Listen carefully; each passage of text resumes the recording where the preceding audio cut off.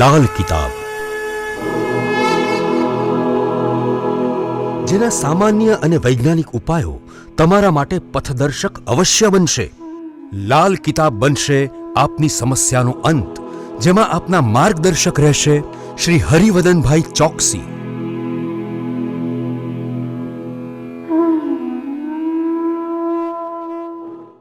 નમસ્કાર મિત્રો, હું હરિવદન ચોકસી આપ સૌનું સ્વાગત કરું છું. મિત્રો, આજના વિડીયોમાં આપનું ખૂબ ખૂબ સ્વાગત. મિત્રો, રોજની જેમ આજે પણ જોઈએ આપણે આજનું દૈનિક રાશિફળ. તે પહેલાં જોઈએ આજનું પંચાંગ. વિક્રમ સંવત 2080 ઈસવીસન 2023, પોષ સુદ ત્રીજ અને ચોથ આજે ભેગા છે. વાર છે રવિવાર, તારીખ 14/1/2024.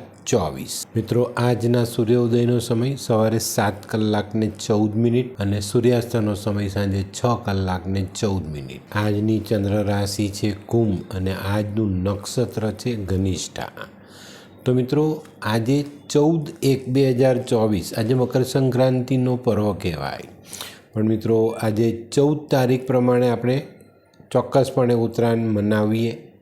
પણ આજે રાત્રે 2:44 સૂર્યનારાયણ ભગવાન ધન રાશિમાંથી મકર રાશિમાં પ્રવેશ કરશે. તો જ્યારે સૂર્યનારાયણ ભગવાન મકરમાં પ્રવેશે પછી આપણે મકર સંક્રાંતિની શરૂઆત ગણવી જોઈએ. તો મિત્રો, આજે પતંગ ચગાવો, મજા કરો, પણ સંક્રાંતિ રાત્રે 2:44 શરૂ થશે અને સંક્રાંતિનો જે પુણ્યકાળ છે, દાન ધર્મ કરવાનો જે સમય છે, તે 15/1/2024 સવારથી શરૂ થશે. સૂર્યોદયથી આપણે પુણ્યકાળ શરૂ કરીએ તો આખો દિવસ આપણે આ દાન કરી શકશું. મકર સંક્રાંતિ ઉજવવી જોઈએ. મકર સંક્રાંતિનું ધાર્મિક જે લાભ છે તે આપણે 15 તારીખે મળે. તો એક તરફ જોઈએ ને તો આજે 15/1/2024 દિવસની આપણે મકર સંક્રાંતિ મનાવવી જોઈએ. પણ મિત્રો, વર્ષોથી 14મીની મકર સંક્રાંતિ મનાવી છે. આ જે આપણી ફેરફારની પરિસ્થિતિ છે તે આપણા હિન્દુ વાર તહેવારોમાં ગણાતા જે સમયના ચોઘડિયા કે ગ્રહોની ચાલ છે એને અનુરૂપ આ થાય.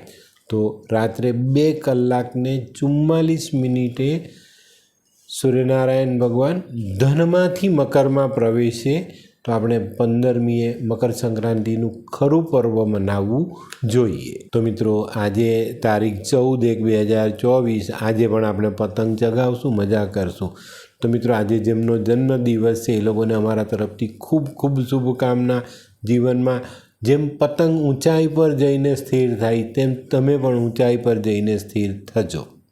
તો મિત્રો, આજે જે બાળકો જન્મ લેશે એ લોકોની ચંદ્ર રાશિ રહેશે કુંભ અને આજના જન્મેલા બાળકો પણ પોતાના જીવનમાં એક ઊંચાઈને પ્રાપ્ત કરશે. તો મિત્રો, હવે જોઈએ આપણે આજનું દૈનિક રાશિફળ. પહેલી રાશિ મેષ રાશિ. મેષ રાશિવાળા માટે આજે પતંગ ચગાવવાનો આનંદ તો ખરો જ, પણ મિત્રો આજે તમને નોકરીની બાબતમાં જો કોઈ તકલીફ હતી ને તો એના માટે ખૂબ સારા સમાચાર તમને પ્રાપ્ત થશે અને આજથી તમારા જીવનમાં જે એક બોજ હતો તે હળવો થઈ જશે. વૃષભ રાશિવાળા માટે પણ આજના દિવસે ખૂબ અનુકૂળતા મળતી દેખાય છે. બધા કામોમાં સરળતા આવે, સારો લાભ મળે. આજના તહેવારનો આનંદ તમે બહુ સરસ રીતે લઈ શકશો. નાણાં ભીડમાંથી બહાર આવવાના જે તમે પ્રયત્ન કર્યા છે એનું સારામાં સારું ફળ મળે. મિથુન રાશિવાળા માટે આજે ઉત્તરાયણનો તહેવાર થોડો ખર્ચાળ સાબિત થતો દેખાય છે. ન ધારેલા મહેમાન આવી જાય અને એ લોકોની આગતા સ્વાગતા કરવી પડે. પણ મિત્રો, આવા શુભ દિવસે આપણે ત્યાં મહેમાન આવે તો આપણું ભાગ્ય સારું કહેવાય ને.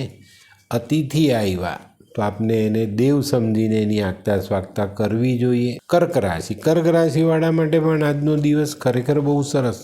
તમારા આયોજનો સફળ થતા દેખાય, એમાંથી સારું પરિણામ પ્રાપ્ત થતું દેખાય. આજે થોડોક પ્રયત્ન વધુ કરો તો ખૂબ સારા પરિણામ મળે. અને મિત્રો, આજે મહત્ત્વની વાત એ છે કે આજે સ્નેહીઓ સાથે મળીને ઉત્તરાયણનો તહેવાર મનાવી શકાય. સિંહ રાશિવાળા માટે આજે ખરેખર જીવનમાં આનંદ ઉમેરાતો દેખાય છે.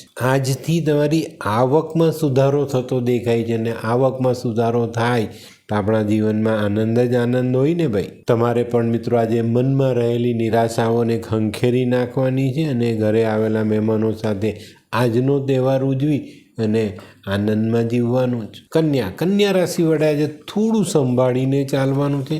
આજે ખર્ચાઓ વધતા દેખાય અને આજના ખર્ચા પછી નાણાભીડનો સામનો પણ કદાચ કરવો પડે, પણ સંભાળીને ખર્ચા કરશો તો વાંધો નહીં આવે. આજે થોડા વધુ પ્રયત્ન કરો અને થોડા જાગ્રત રહી ને કામમાં આગળ વધશો તો ફાયદો જરૂર થશે. હોય લગ્ન મિલાપમાં વિઘ્ન કે પછી હોય બાળકને લગતી સમસ્યા, હોય શરીરમાં કોઈ ગંભીર બીમારી કે પછી હોય દાંપત્ય જીવનની સમસ્યા અથવા તો છે નોકરીની સમસ્યા, આ તમામ સમસ્યાના ઉકેલ માટે જોતા રહો લાલ કિતાબ.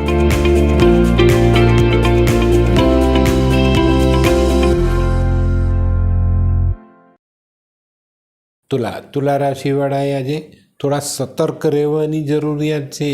પોતાને જે મેળવવું છે એ મેળવવા માટે પ્રયત્ન થોડા વધારવા પડે તો વધારજો, પરિણામ સારા પ્રાપ્ત થાય એવા ગ્રહમાન છે. પણ મિત્રો આજે તમારામાં રહેલી બુદ્ધિનો ઉપયોગ જરૂર કરજો, નહીં તો તમારા ખર્ચાઓ વધે અને તકલીફ વધે. વૃશ્ચિક રાશિવાળા માટે પણ આજનો દિવસ સારો. આજે સૂર્યનું ગોચર જે બદલાવાનું છે આજે રાતથી, એમાં તમને સારો ફાયદો મળે અને જીવનમાં આગળ કામ કરવાની ઈચ્છાઓ પ્રબળ થતી જાય. આજે કોઈ વિઘ્નને પાર કરવાનું હોય ને તો પહેલેથી તૈયારી સાથે ચાલજો કે ભાઈ આ વિઘ્ન આવે તો મારે આ રીતે કામ કરવાનું, બરાબર. ટૂંકમાં કહીએ તો પેલી અગમચેતી કહીએ ને એ જાળવવી જરૂરી છે.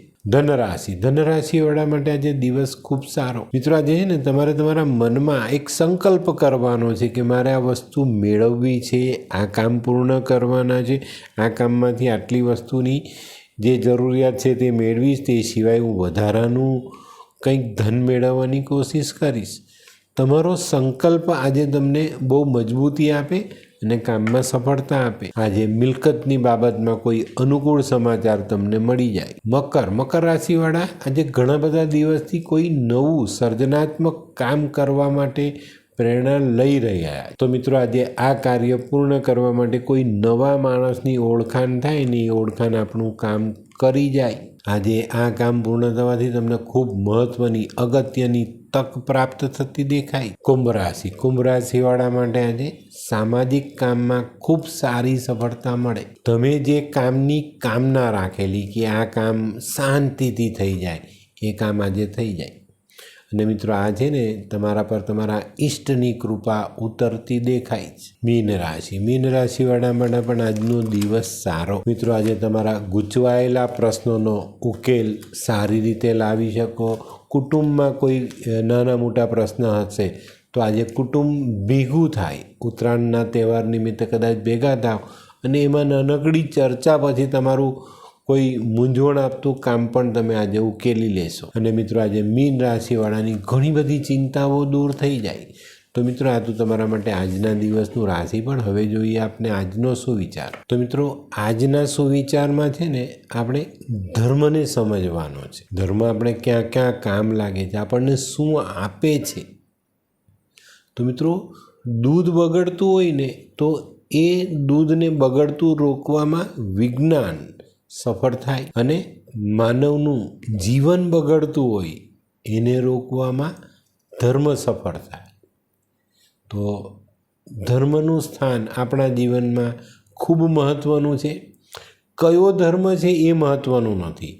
દરેક પ્રદેશના ધર્મો અલગ છે, કોમના ધર્મ અલગ છે, જાતિના ધર્મ અલગ છે. પણ ધર્મનું સ્થાન જો જીવનમાં આપણે યોગ્ય સ્થાને રાખીએ તો ચોક્કસ માનવ જીવન બગડતું તો નથી જ. કારણ કે કોઈ પણ ધર્મ એવું કહેતો જ નથી કે ભાઈ ખરાબ કર્મ કરો. ખરાબ કર્મ આપણે આપણી લાલચમાં આવીને જરૂરિયાતને પૂરી કરવા માટે કરીએ છીએ. બાકી ધર્મમાં ક્યાંય પણ ખોટા કર્મનો નિર્દેશ નથી. તો મિત્રો હવે જોઈએ આપણે આજની વૈદ્યકીય સલાહ. રતવા થઈ હોય ને તો મિત્રો ઠંડા પાણીમાં ચીકણી સોપારી ઘસવાની ને એ પાણી આપણે જો રતવાવાળા ભાગ પર લગાડીએ તો રતવા મટી જાય. તો મિત્રો હવે સમય થયો છે આજના ઉપાયનો. આજના ઉપાયમાં આજનો તહેવાર બી એવો છે ને, કોઈની બી સાથે બોલાચાલી થઈ જાય, તકલીફ આવી જાય, મન મોટાવ થઈ જાય, તો આજે બધાને ક્ષમા કરી દેવાના. બરાબર? ક્ષમા એટલે સાચા સિપાહીનું સાચું ઘરેણું. અને આ બહુ મહત્ત્વની વાત છે ભાઈ. બરાબર? ક્ષમા આપનારો વ્યક્તિ ભગવાન બની શકે છે. ધ્યાન રાખજો. તમારા મનમાંથી વેરની ભાવના નીકળી જાય ને એટલે તમે ભગવાન તરફ આગળ ચાલવા માંડો. તો મિત્રો આજનો વિડીયો ગમ્યો તો લાઈક કરો, શેર કરો. યુટ્યુબ જોનારા શેર કરે અને સબસ્ક્રાઈબ કરે. હું હરિવર્ધન ચોકસી આપ સૌની રજા લઉં. ફરી મળીએ નવા વિડીયોમાં નવી જાણકારી સાથે. તો ચાલો બદલીએ જિંદગી. નમસ્તે મિત્રો.